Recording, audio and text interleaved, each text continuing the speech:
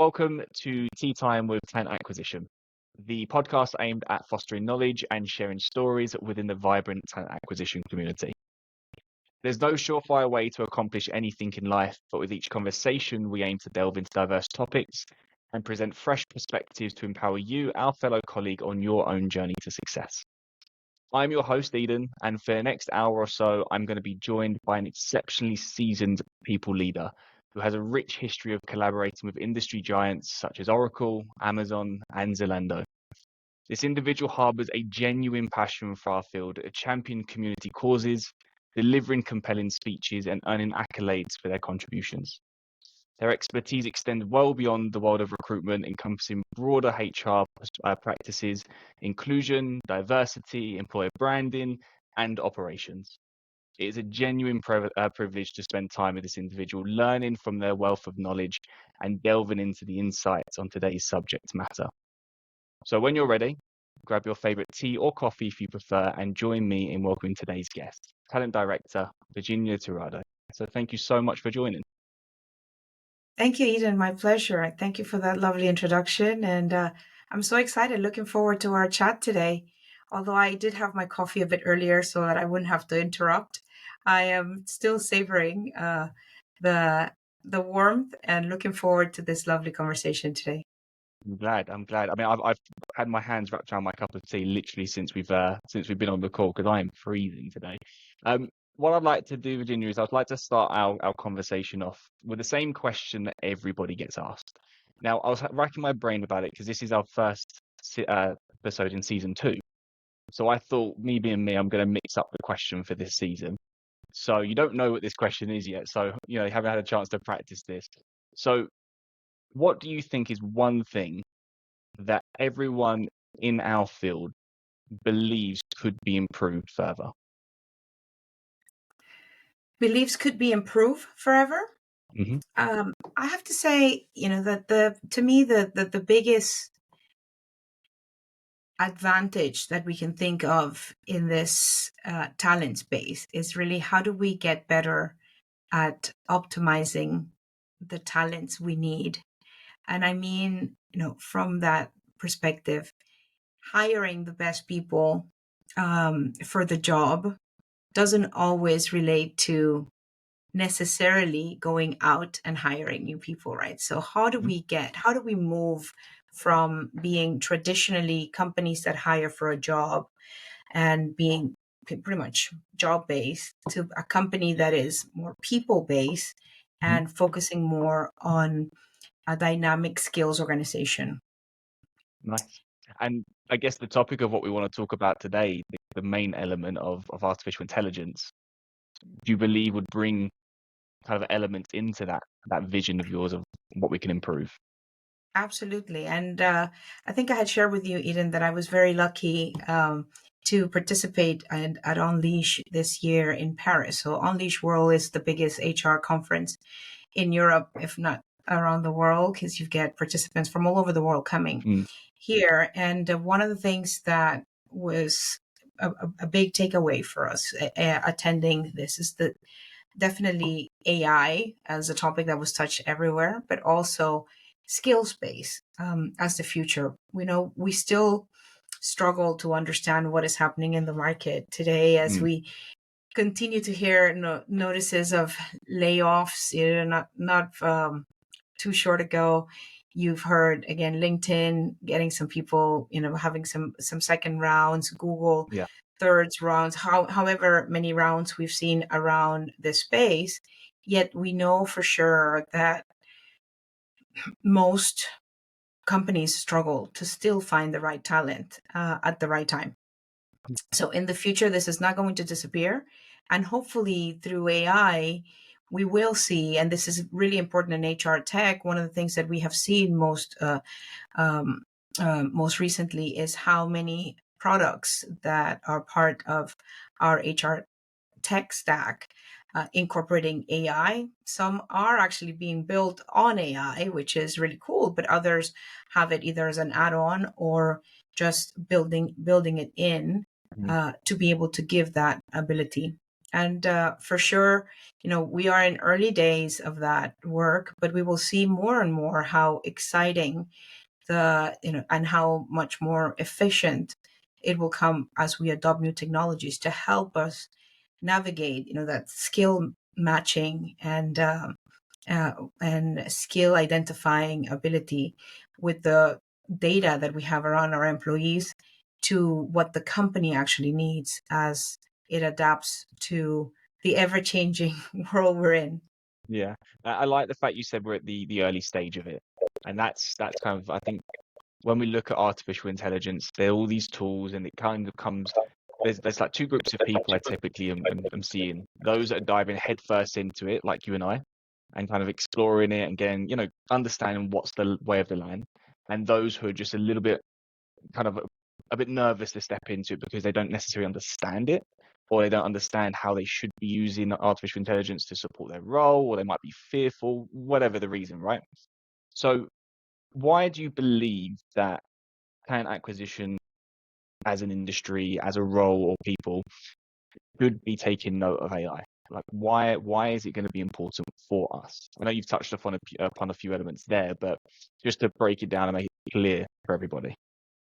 So I think it would be, like, if we take it back, right? I think whenever there is a big change in or a big junction, right, where there is something coming our way that is uncertain of how it would impact us, um, there's always that bit of concern of how it will actually affect the work we're doing. Mm.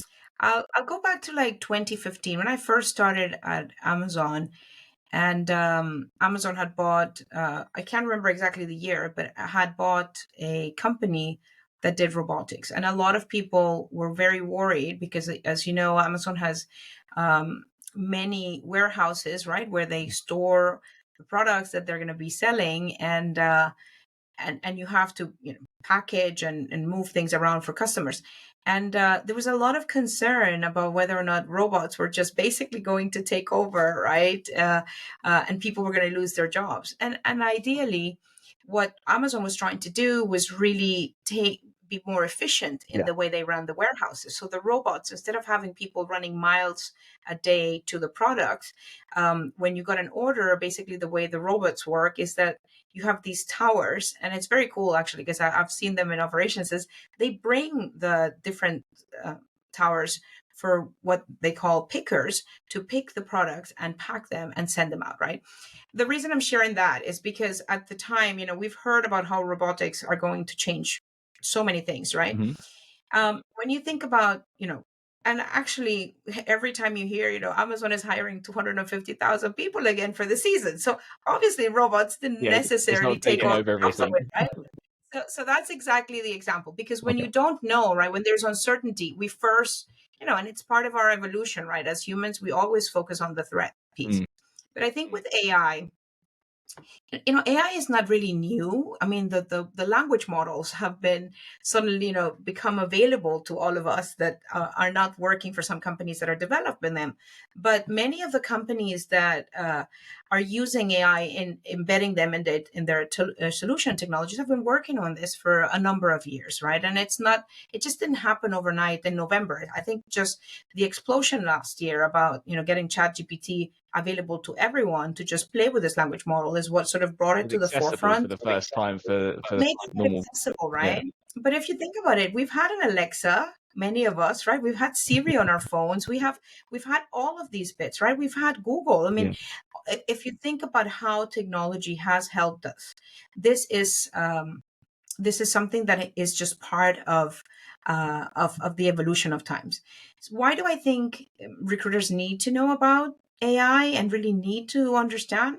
I think I've shared this before, and I don't remember if it was directly with you, but in conversations we've had, uh, recruiters need to be seen more and more as business partners, right? As talent partners that come in and can advise, can understand what the hiring managers need, what the business needs, and figure out the best way to support the business to get the right hires in the shortest time possible and hopefully with the lowest cost possible, right?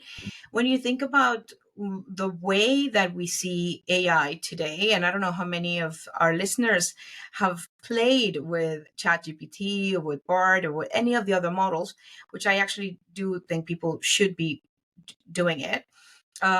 You can see how there's such potential to optimize your work so that you can focus on things that are much more if strategic, much more um, from a high level perspective, things that require much more of that thinking and rationale and human i- interaction than simply going through the motions, right? And with AI, if you think about the uses that we're seeing already, lots of people are using it to work on job descriptions, to work on summarizing notes from an interview, work on if even in taking notes, you can use it to refresh CVs, to qualify CVs, to go through CVs and match them to your job descriptions.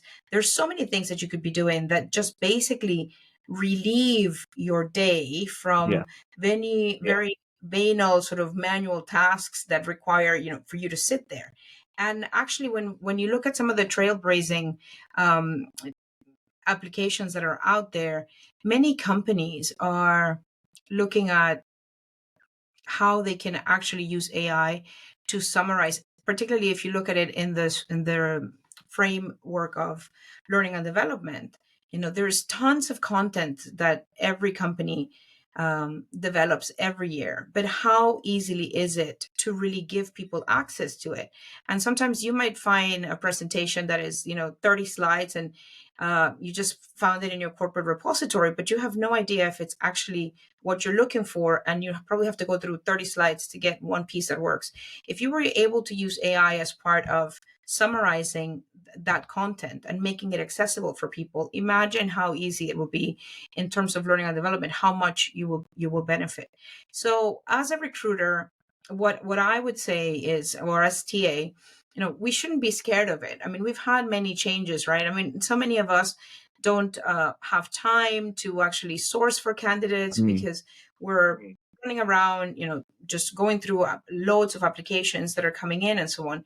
If you had an hour a day that you now have gained from having all your notes summarized from all the different briefs, debriefs that you've had with candidates, um, what would you do with an hour? Would you use it for personal development? Would you use it to work with your hiring managers in terms of better understanding, what their needs are for the future?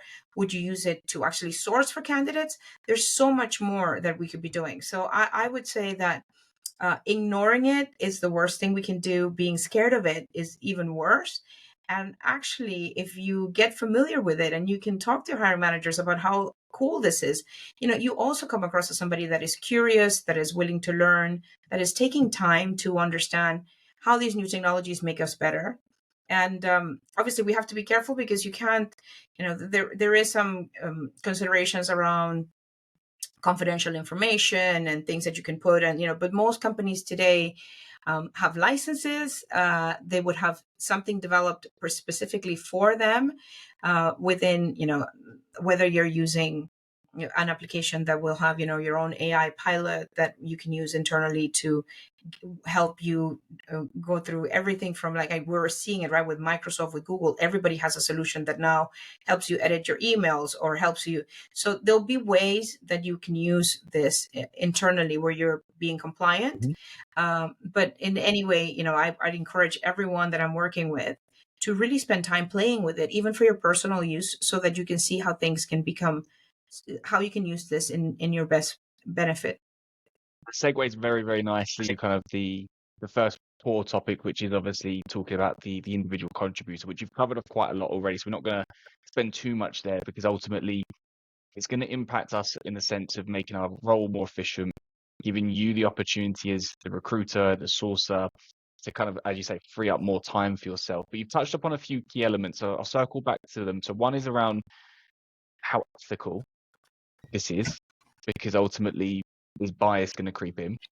And then the other element that I also want to talk about is as artificial intelligence automates those lower leveled roles or kind of tasks, not roles, should we say, um, what's going to remain skill wise important for these recruiters and for us, as we progress. So those two elements, because ultimately, they're going to be what's going to hopefully help us or help people stand out in their careers over the next couple of years as AI becomes more prominent in the workforce. So I guess let's touch upon the ethical aspect first of all. Because you're right, some teams will have things developed specifically for them, but other teams won't. And then it kind of opens up that aspect of, is it ethical to use it? Is it not ethical? How is that AI going to then ultimately look at that assessment from that candidate? Are they judging that candidate the same way as somebody else? How is that going to look at, I guess, from maybe the tech that you've seen at these conferences and from your own opinions? Yeah. So I would say, I mean, they're valid questions, right? These are early stages, and we've had machine learning for a while, and we've had bits of scandals around this before, where we won't necessarily name industry names, but actually it happens when you are working on cutting edge technology and you're the early adopter and you're the first one experimenting. It is likely you can make mistakes. But if you forget about AI for a minute and you think about what happens today in the recruiting process, how many times do we feel that certain recruiting processes are in a particular way tainted with bias? When you think about what we're trying to do, and the reason we've spent, at least I have spent the last 8 or 10 years working heavily in the D&I space, is precisely because we weren't aware of it before. We just did it. It was normal. Nobody was questioning if you had a development team that was full of, all software engineers, not necessarily representing any diverse groups. And all you needed was, to hire the people as fast as you Yeah. could. And nobody really cared if you were building a diverse team or not. And how many times have we maybe been, if you're in the process of hiring in a team, and without even thinking about it consciously, we may have made comments about the way somebody looks or the school they went to, or if you actually, feel more affinity with a candidate because they speak the same language, or you have common friends and so on. So it is human nature to have bias. And if you are building the AI and the AI is built on intelligence that it's gathering over many, many years and lots of data, that's going to be there. But what I would say is, like, one thing I have played with a bit, and precisely before AI, but we were even looking at software and actually buying licenses, where you would look at software that can go through your job descriptions and ensure that the language that was used was Hmm. inclusive, that the language that was used was going to be appealing. If you wanted to attract women, there were certain languages, that words that we know will probably not incentivize a woman to apply for a particular role, right? And today you can actually ask ChatGPT, if you're playing with it. You can, it is about becoming a really good prompter in the way you do things. So you can say, I would like you to help me build. And I'm very polite with when I do use I'm the ChatGPT, by the same. way. Please and thank yous always. And I just do it for fun sometimes. But what is really interesting is, use the right tone and make sure you ask it to ensure that that it's using language that is inclusive, or that it checks for, if you are giving it something to review, that it checks for language that could be deemed non-inclusive. So you have the choice, but you also have to be looking at this. We look at a lot of the things that, when we look at images, if you're creating an employer brand and you want to use, you can use AI for a lot of the imaging and the photographies for improvements and so on. You got to make sure that everyone has an idea of what beauty looks like, right? But some of the stuff that you see with AI, and I've already seen some of this happening, is, the images are just incredibly beautiful and almost perfect, and they don't really Not a reflect true reflection. what your team would look like, right? And you want to be able to. So that, I think, is where we add value as recruiters. If you see that we're going to be posting on our website, our career site, a picture that was generated by AI, where everybody looks white or everybody looks black or brown or whatever, then you don't want to look at extremes. You really want to make sure it represents honestly what your teams look like, and hopefully your teams will be a little more diverse. So I think that's where it will become important. But the other thing is about, when you think about it, I think AI does something that we didn't have before. I think it does even levels out the levels the playing field for many people because of that free access, right? Like if you think about wanting to have access to a particular training, even documents that were perhaps in a different Yeah. language that you can now translate that you never had access to. And there is, at least until now, I mean, I'm sure things will be monetized, but you'll have other people pro- providing some sort of solution. There is an opportunity for us to have access to knowledge. If I went this morning to a breakfast around offer it was around neurodiversity and offering people a much more inclusive workplace. How do we work towards having a much more inclusive workplace for neurodivergent talent? And it was really interesting to hear some of the folks that struggle with dyslexia, that struggle with certain difficulties, how they can use AI today to summarize long contents for them. So if you think about how some of this is just going to make our lives so much easier, that is the other side of the argument. Yes, you can, but let's not be scared or not use it because we think it's going to be biased. I mean, let's teach it the right way, and let's make sure that we are doing our job, to validate or capture where these potential bias issues can come up. But also let's think about how this can make our lives so much easier, especially for people that probably need some additional help. If you have dyslexia, for example, and dreaded being able to go through reports or articles or even presentations, and you can actually now put a PDF file into one of these language models and get a Yeah. proper summary. You still have to look at it, but it is a good starting point. Yeah. So I would say that that's my kind of my um, look at it in the positive way, like the sunshine that this brings. It's not all Mm. gloomy, right? There's a lot of a lot of sunshine is how I like to put it when we look at these Yeah, and I think topics on I for just say on the TA. ethical topic as well, it's you hit the nail on the head, by the way, in my opinion as well. It's when you try anything new and you're trying to push the boundaries of what's doing it, and also changing how people have always done things, you're never going to get it right first time, and you've got to crack a few eggs, so to speak, to get it right. But it will get right and it will become better. But ultimately, it's down to who is creating the prompt and who is creating the software and those models specifically, and how are they looking at bias, for example, in that process of building it. And prompts, by the way, for anybody who's listening and probably sitting there thinking, what the hell prompt engineering, so what you actually put into the model to spew out what you need it to. But I do the same, by the way. I'm extremely polite. Please, thank you. I don't know why, I just feel compelled to do it. But I think it's just, Well, if you think about it, right, it is learning from yeah, you and you as a user, and how so your tone, the way that you interact, the language. So if the better the more accurate you are in the way that you ask. So when we talk about prompting, it's really the commands or the mm, parameters, right? Because you're asking it to go and find something for you.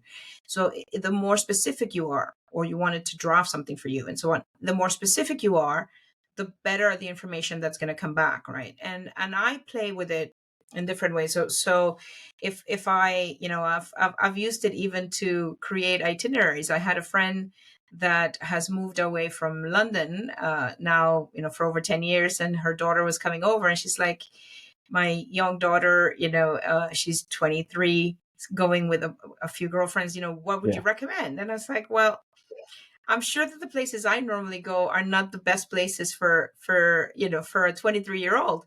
And even for basic things like that. And you can say, okay, well, now add something, or something that, you add some theater suggestions or whatever. But this is amazing though, Eden, because when you think about it, it is like having an EA, 100%. right? Like Yeah, having a personal assistant that is there not to take your job, but to make your life easier, right? And imagine if you had to research the amount of time, of course you're still going to research, but now you have a starting point. You've got, you've got a really interesting plan with like the latest things. I mean, if I hadn't been to Paris, recently, and the last time you were 5 years ago, and you want to go to a restaurant, you don't even know if the Yeah. restaurant exists anymore, or if anything else better has come up. So just for basic things like that, imagine if we can do that now in the workplace. Imagine all the uses we can bring to this, in becoming more efficient and having more time to do things around. The second part of that question as well, before we move on to the next topic of kind of artificial intelligence relating to the team, was around the skills that the individual contributors will need to possess. Because again, as our roles develop alongside AI, the need and demand of skills is going to adjust. You can already see it in some degree when we're looking at softer skills in the current market. So from your perspective, what do you see as kind of being maybe the standoutish skills team that individuals should be paying attention to? So I like to refer to one of our TA gurus that I know he's got a huge following, right? So Hong Lee gave a presentation not too long ago, but we've entertained this conversation many times, and we were at the IHR London in September, and he gave a presentation about this, and I love the way he put it, because he was like, whatever role you're doing today, think about what tasks, if you actually had the possibility of automating, you would Mm-hmm. automate. Think about these tasks as what are AI exposed, and I really like to think about that, because like I feel that many times as a recruiter, you're trying, or as a leader in TA, or in an HRBP, or anyone in this space, right? You are trying to juggle many things, yeah. And there's some things where you truly can add value. So I think that you think about it from the perspective of the more technical, we are, in terms of like the more technical we become as a company, with a lot of software and a lot of different tools and so on. I think the more important it is for us to be, from a human perspective, really adept to understand where, as we use this technology, we can make a difference, right? So imagine the creating a job description. You go to an intake meeting, you have the conversation, you take a few notes, and maybe you go back and you already have a model of a job description, a template that you've used in the past. I mean, if you're doing software engineering, hiring for, a senior, a principal engineer or a senior engineer, with a particular language that you want, but then you want to make sure if they eventually will manage a team, you want to add some things around leadership and so on. You do the prompts, you get this done. Yeah, somebody needs to read it, because you need to make sure that it still reflects what the hire manager wants. But now you take this job description, and at some point, I mean, obviously there are going to be roles. If you're working on high volume hiring for, I don't know, a warehouse at Amazon, or at a big retailer for the Christmas season, you don't really need to assess in the same way, right? You will have people apply for jobs, and you probably just process. And if you get the right people, you go through it. But if you're doing technical recruiting, it's a very different game. Or if you're doing, legal or compliance or Yeah. corporate or marketing, you will have to have those human interactions. And I don't think that it'll be anytime soon where we will just disappear, as a recruiter from the function, because candidates want to have that experience. Candidates want to talk to people. And are we yet there at a place where a candidate, can just ask a bot about the culture? We've had bots before to help us, throughout any process. If you have a question about, where to show up for an interview, or what you should add to the application or whatever, you might have a bot that can help you. But if you want to know what it's really like to work in a particular company, you've read the Glassdoor reviews, you've spoken to a few friends, and you still have questions, you can ask the hiring managers, but you probably feel more comfortable asking your recruiters Yeah. about that. So I would say, or things get messed up, you send the wrong offer, there's a crisis management. Well, you need a Yeah. human to manage that crisis. And actually, in recruiting processes, things happen. Things always happen when everything is going too well and it's too perfect. It kind of scares me a little, because things can't really be that smooth all the time, especially when you're dealing with people, right? So last minute you've worked with this candidate that, it's taken a year to get to finally fill the position and so on, and then something happens, COVID hits and people can't travel. I mean, just crazy stuff like that, where then, you can't wait for a candidate that is, in the other side of the world. I mean, lots of different things. You still need that personal touch, that human touch to do these. And I think when you look at, for example, using AI for market intelligence, you can ask,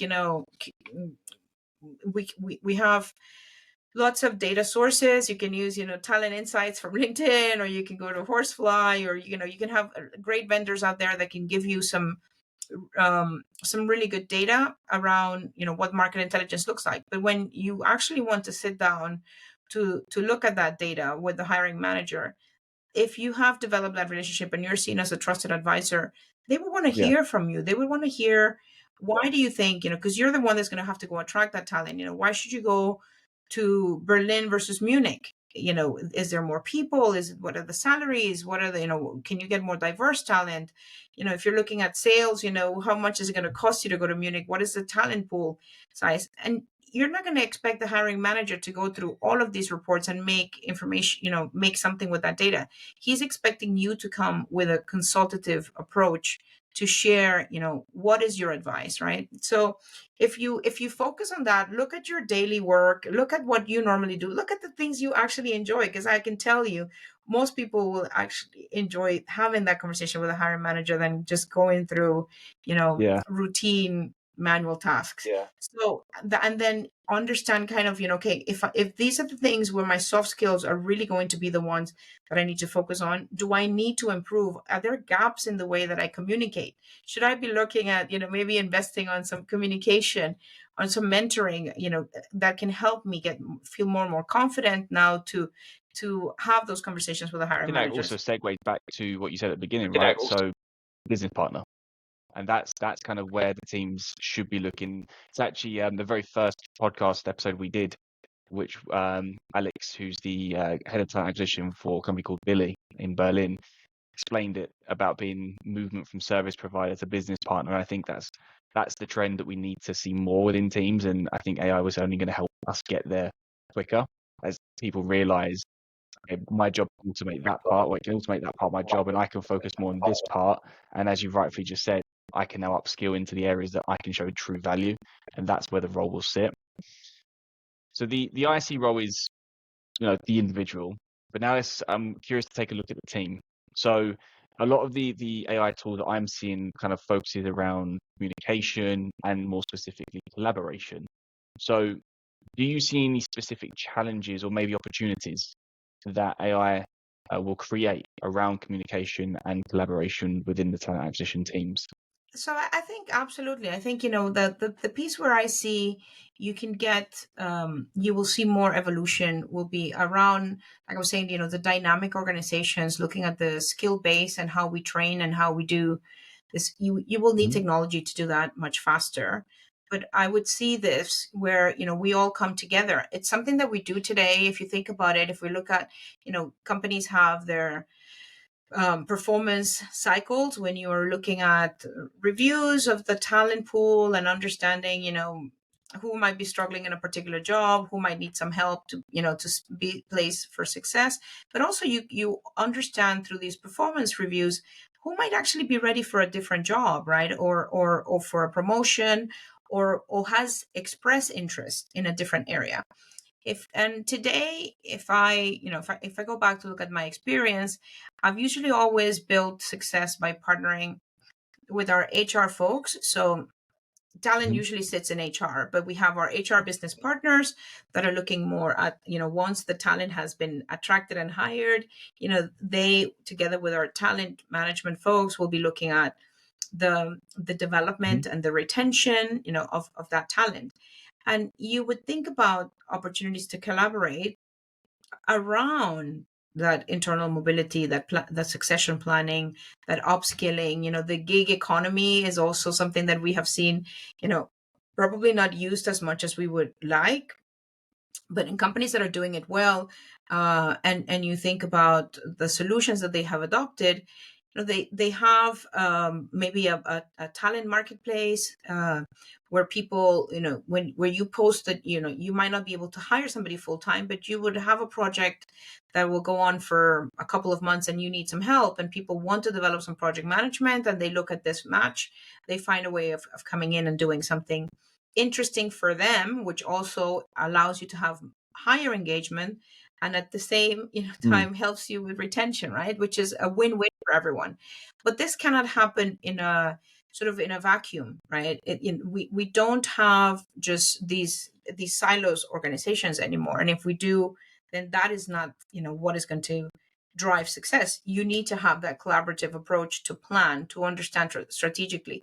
And then if you bring in your finance folks and you look at the workforce plan, and what is our budget going to look like, how many heads do we need to hire next year, can we hire, are we looking at new business expansions and so on, then between TA, our talent management and HR business partners and our finance folks, we can create some interesting dynamics that will really allow you to have the right flywheel to support the business when it comes to that talent, right? So you don't always have to go externally.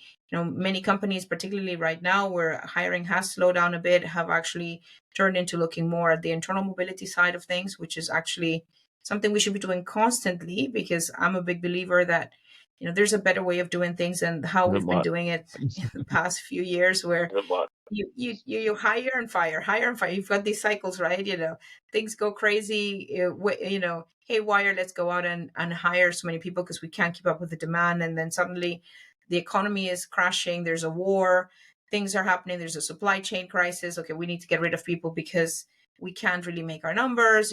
So this is kind of what we've been seeing. Or we decide that we need to actually cut costs because now we need to invest in AI. I mean, there's so many different things happening, right? There's not one case that is identical to another. But what is interesting about this is the possibilities that come from us working together.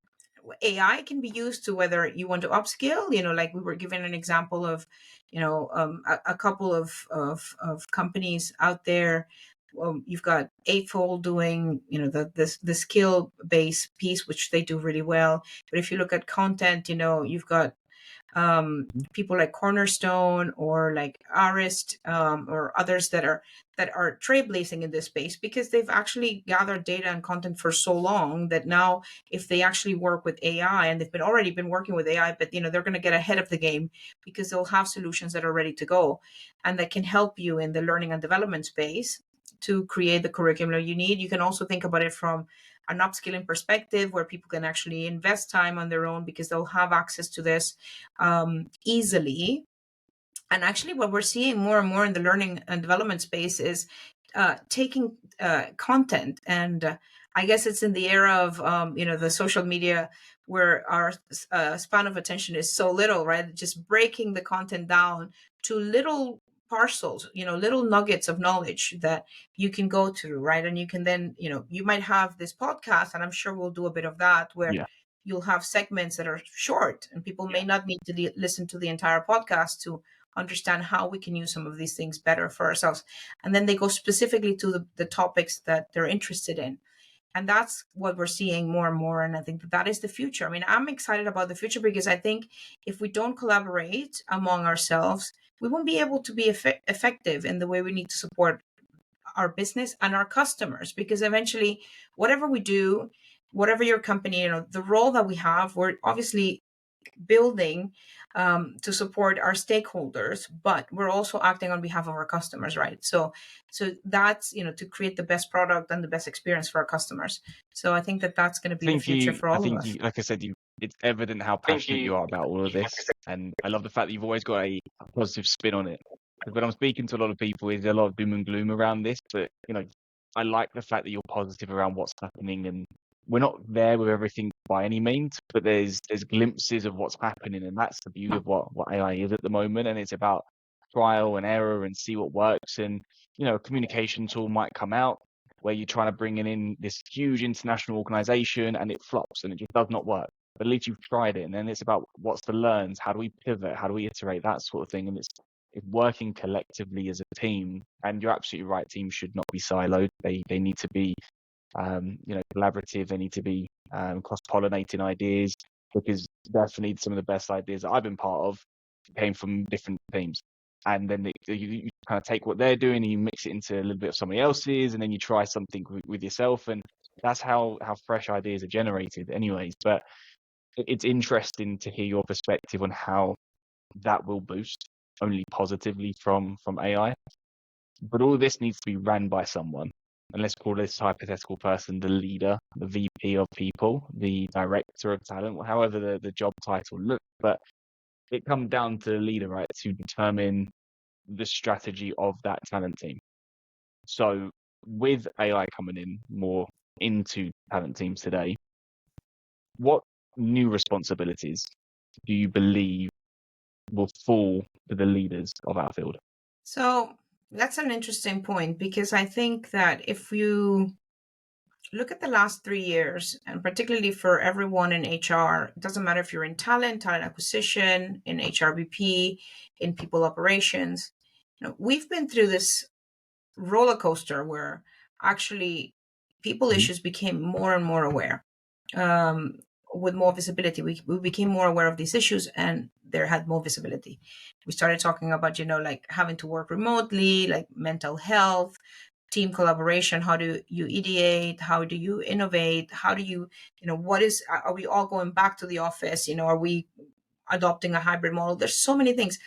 And to be fair, like, how many of us really have the time or make the time to go play with ChatGPT or think about, what does the future look like? I mean, people are trying to decipher, what does the future of work look like today?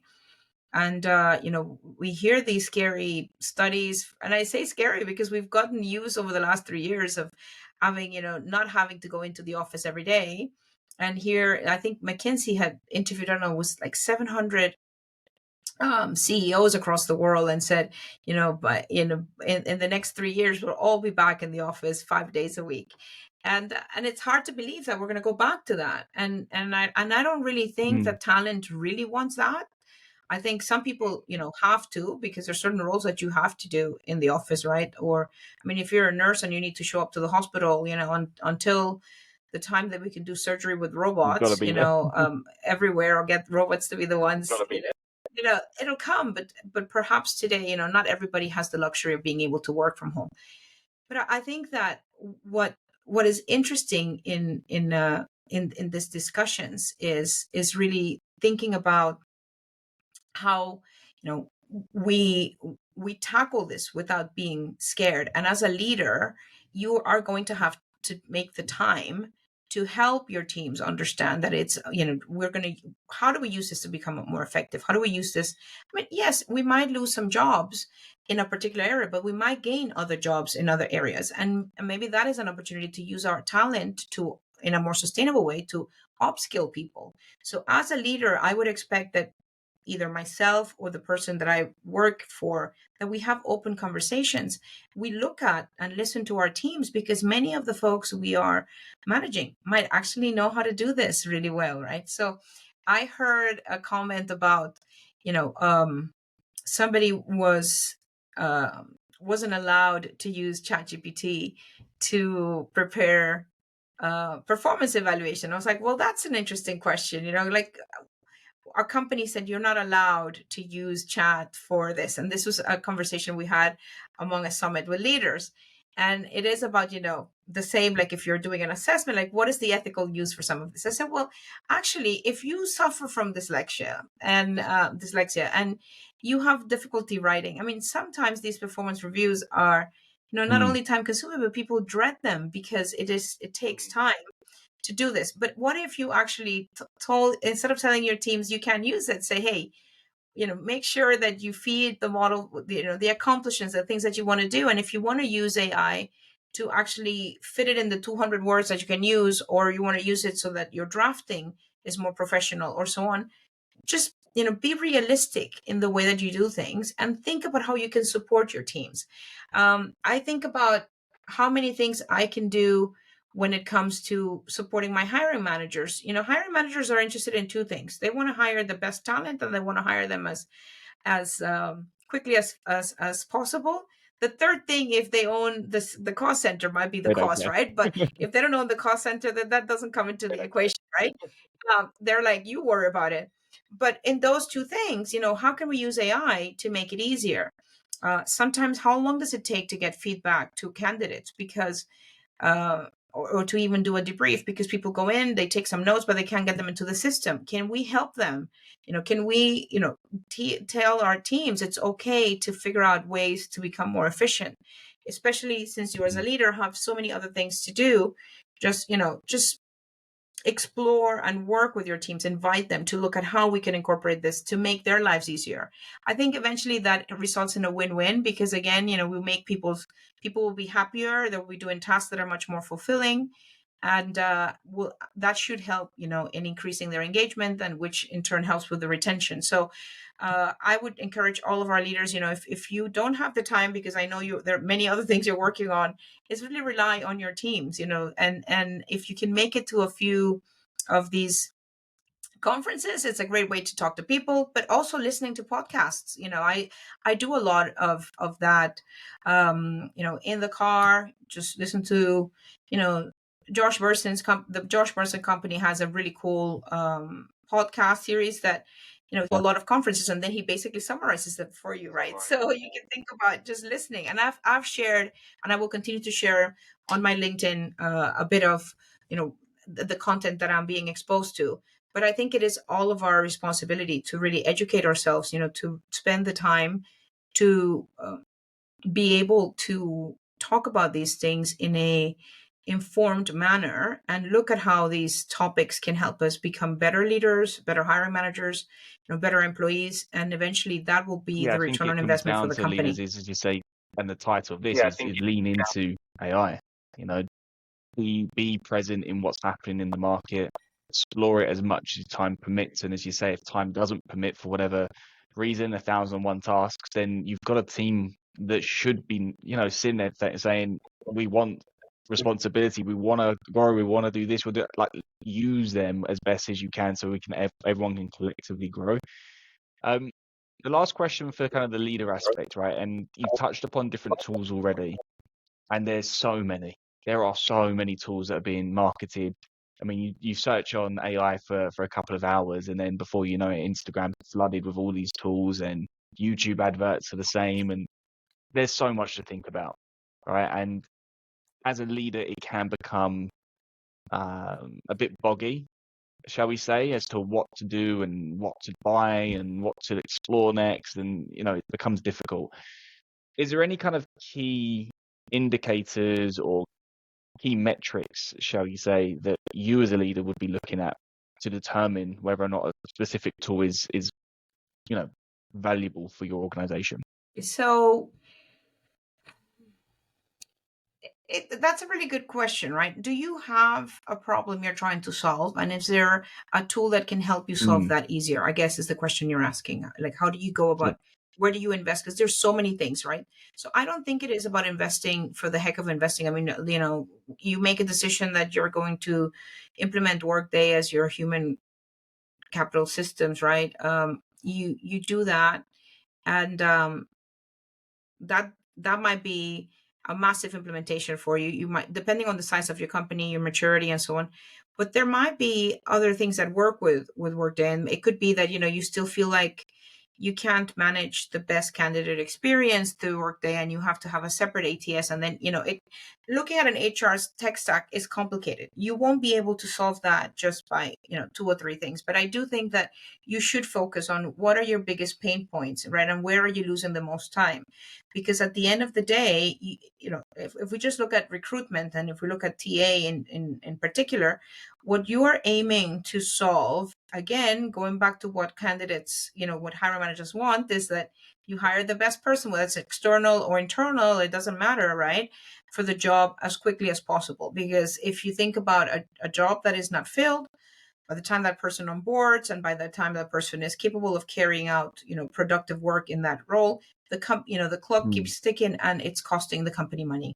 So if if one of the issues you have is maybe the onboarding process, because that could be a bit of a nightmare for many people, then you bring the people and then they're lost for 2 weeks because they can't even connect to the network, or they don't have their laptops, and they don't know who to go to, especially in the distributed model where many of us are working remote, and you don't have that, the next person sitting next to you on the desk next to you where you can just go ask for a question, right? So that might be an area to look at. So I would say, I would encourage people to look at what are the problems you're trying to solve, or what are the things that you think have a cost to you, or that are very, very tactical, where there might be a tool, there might be an AI for it that can help you. And then based on that, figure out what makes sense. And the only way to look at some of this stuff as well is to really be out there and learn what people are doing. If you don't know, what are the solutions that are being offered and what's in HR, what is the latest and greatest, then you wouldn't know if there's something there to solve your problems. So again, if you don't have the time, delegate, have the conversations, talk to your peers, be part of industry groups, be part of communities where you can ask these questions and share experiences. Like, one thing that I have noticed is that people in these roles, we all are very much challenged by the same type of problems. And I actually went to RecFest in Nashville the first time that they've done the event in the US. And I went mainly to broaden my network and understand a little bit of what's going on. But I was very curious to see if people in America on the other side of the pond have the same problems we have. And it's quite interesting. Everybody is struggling with exactly the same things. They might be in a different country and may have different priorities, but the problems are very similar. So ensuring you're part of a community, ensuring that you actually make time to invest in your learning is key. Because one thing is that, AI is not here to take away our jobs, for sure. But one thing for certain is, if you don't know how to use AI, and how to use it to your benefit, then you're going to be left behind. And you might end up losing your job, not because AI came to take it away, but because you can't be an efficient partner if you cannot advise and consult in the right way with what's really happening today. And it's moving very quickly now. So I think that's the biggest challenge. We know it's the changes are just happening exponentially fast, as they did it, unlike they did in Thank the you for your past. insights there. I mean, there's so much to unpack in this, and Thank you for your insights. it's so many avenues this could go down. We could speak for hours, but we'll wrap it up with one final question. So I only want one. But what do you think is the biggest flaw that talent teams need to be mindful of around AI regarding it today?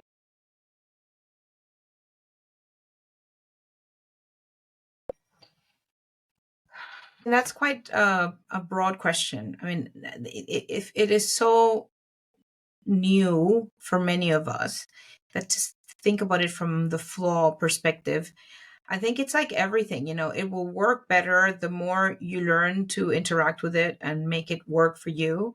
I think the biggest flaw is perhaps that, it's not necessarily intuitive, right? So I wouldn't say it's a flaw, but the thing is that unless you practice, and we were talking about careers, you explained what a prompt was and how prompt engineering might be, a job for the future. And it is about learning how to use it. And it's like data, Yeah. right? Or your systems, if you put garbage in, is garbage out. And it's similar, to AI. If you feed the model, stuff that is not useful, it's not going to give you back stuff of quality. So I think I would say, spend time learning to prompt and adapt and look at where it's actually efficient for you. Thank you so much. And obviously, thank you for everyone who's listened as well. Thank you, Eden. Thank you to the audience. And it was really a pleasure.